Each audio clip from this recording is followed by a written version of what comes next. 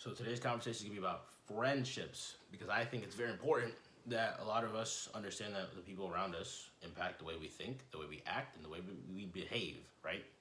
And so I always like to tell people to surround yourself with people that are like-minded as you, that are going down the same path of righteousness by God as you, right? And so as a Christian, it's very important to surround yourself with people that are like-minded as you, right? That have the same righteousness embedded in their hearts as you do.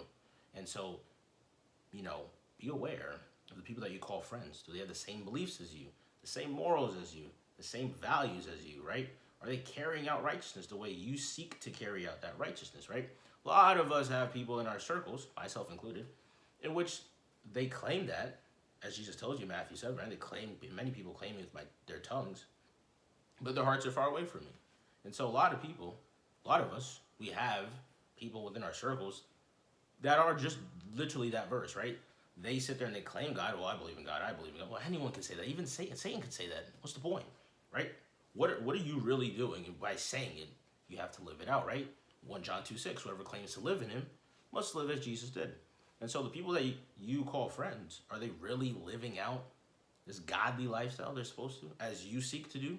Or are they just sitting there telling you, oh, I believe in God. Sunday they're at the club. I believe in God. They're having casual sex, right? I believe in God. They're doing drugs, they're doing weed, they're doing this, listen to demonic music, right? The secular music, the rap, the hip hop, whatever the case may be, right? They're doing all these things, yet they sit there and they claim God, right? As John tells you, 1 John tells you, whoever keeps sinning is not of God, because God lives in you. His seed is in you, which means that you won't keep sinning. You won't do that. You'll sin, but you won't keep on sinning, so it won't be redundant, right? And so the people that you call friends, if they're constantly sinning and partaking in the same sin and they're willingly sinning, are they really your friend? As Jesus tells you, a friend knows his master's plans. Do your friends know of your master God's plans?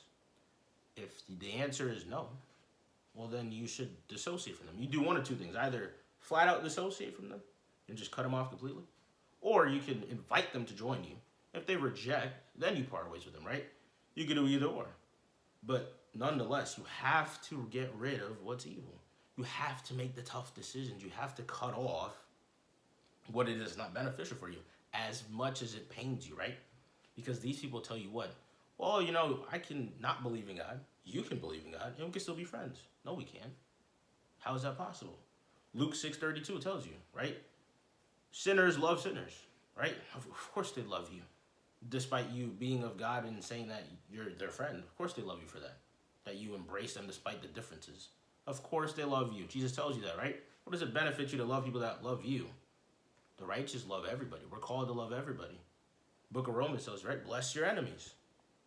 Sinners don't bless their enemies. We're called to do that because we do. And so, all in all, the people you associate with, make sure they're uplifting you in Christ and righteousness, not some people that sit there and tell you what you want to hear. A bunch of yes people, right? People that give you terrible advice, that egg you on to continue in the iniquity that you find yourself in at this particular point in time, who give you awful advice that sets you up for even more failure than you already are in at this particular point in time. And so I think it's very important that we all look to surround ourselves with righteous souls. Very few people on this earth are righteous. It's just how it works. Very few people have been made good. And so it's going to be hard to find that, right? And everybody wants friendship. Let's be honest, right? Everybody wants to interact with each other. But even in that, you still have to pick people that have the same goals as you. They have the same path to Christ as you. Not somebody whose sister is of the world. People are of the world, right? They listen to demonic music, do drugs, weed, casual sex, you name it, right? They curse, they swear, they insult, they mock, they ridicule, they gossip. That's not you. Cut them off. Just cut them off, right? Even though it might pain you, cutting off ties for something greater, God, is what you must do. Do you really love God? Well, if you love God, well, then you would break that up, because that's just a mortal. What does Jesus tell you? Fear not the one who can kill the body and not the soul. Fear the one who can kill the body and the soul. Fear God, not humanity.